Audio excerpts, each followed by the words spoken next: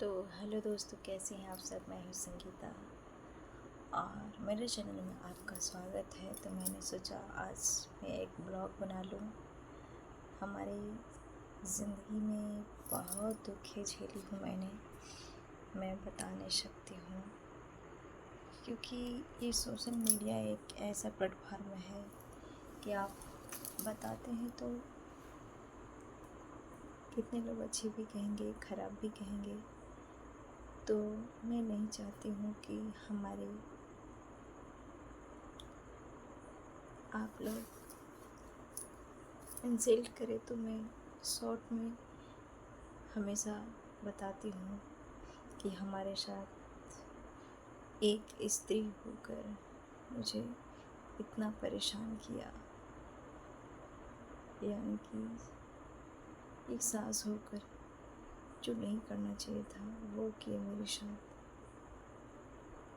मैं बता नहीं सकती कि एक बेटी शादी होकर जाता है, किसके ऊपर, अपने पति के ऊपर जाता है, कि पूरा परिवार को छोड़कर, जिसको कभी देखा नहीं हो, जाना नहीं हो, उसके भरोसा करके जाता है, लेकिन उसके साथ इतना बुरा व्यवहार होता है कि जान मारने तक की कोशिश की जाती है खाली दहेज के लिए। तो मैं माफ़ी चाहूँगी कि मैंने कुछ ज़्यादा बोल दी हूँ, क्योंकि ये भारत देश है। भारत देश में नारियों को सम्मान होता है। साथ साथ में मुझसे ज़्यादा अपने माता पिता को भी सम्मान करते हैं। हमारे शास्त्र में बताते हैं कि भगवान से पहले माता पिता है और माता पिता से बड़ा कोई नहीं हो सकता, बाद में भगवान है। तो मैं इन बातों के लिए क्षमा चाहती हूँ। जो मेरे साथ बीता है मैं वही बताती हूँ, लेकिन फिर भी मैंने माफ़ किया, क्योंकि मैंने बागेश्वर धाम सरकार जी का कथा सुनती हूँ। पूज्य महाराज प्रेमानंद गुरु जी का मैंने कथा सुनती हूँ। मैंने यही सब कथा सुन के पूज्य महाराज गौरी गोपाल आश्रम जी में जो गुरु जी हैं उनकी कथा सुनती हूँ। मैं इन तीनों धर्म गुरु जी का कथा सुनकर मुझे बहुत सुकून मिलता है और शांति भी मिलता है और अंदर से पॉजिटिव एनर्जी भी मिलता है। मुझे कुछ भी नहीं मालूम था कि पूजा पाठ क्या है, नहीं है, लेकिन मैं कथा सुन के इतना लीन हो गई हूँ भक्ति में कि मत पूछिए। हमारे दिनचर्या यही है, बस हाउस वाइफ का जो काम रहता है वही करती हूँ। घर का झाड़ू पोछा, बर्तन बर्तन, खाना बनाना, बच्चों को स्कूल रेडी करके भी जाना, उसके बाद जो अलग से काम रहता है घर में वो करती हूँ और किधर भी नहीं जाती हूँ।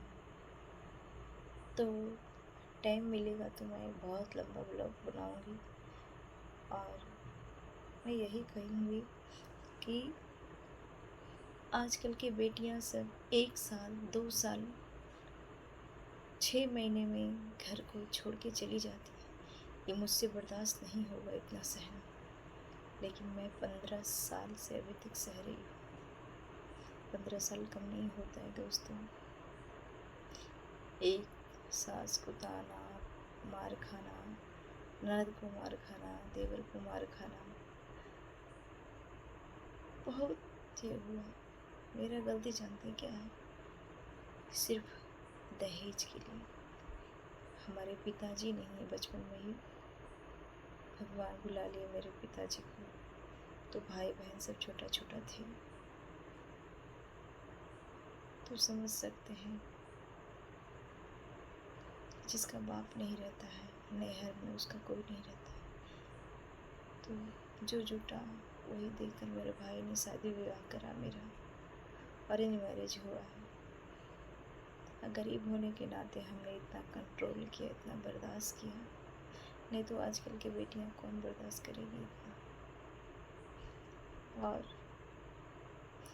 नैहर ससुराल दोनों का लोक लाज ढूंढते हुए मैंने इतना बर्दाश्त किया और अभी तक मैं सह रही हूँ, क्योंकि अब धीरे धीरे मेरा दुख कमते जा रहा है, क्योंकि मेरे बच्चे बड़े हो गए हैं, हमारे बेटी भी बड़े हो गए हैं, मेरे पति भी थोड़ा थोड़ा सुनने लगे हैं। तो आप लोग से निवेदन है कि आप लोग मेरे वीडियो को सपोर्ट करिए और लाइक करिए और आगे बढ़ाइए। तो जय श्री कृष्णा, राधे राधे। अगर मेरे से कोई भूल हुआ है दोस्तों तो मुझे क्षमा करना। बोलने में अगर कोई मिस्टेक हुए है तो मुझे तहे दिल से मैं अपनी तरफ से क्षमा मांगती हूँ। बाकी जय श्री कृष्णा, राधे राधे।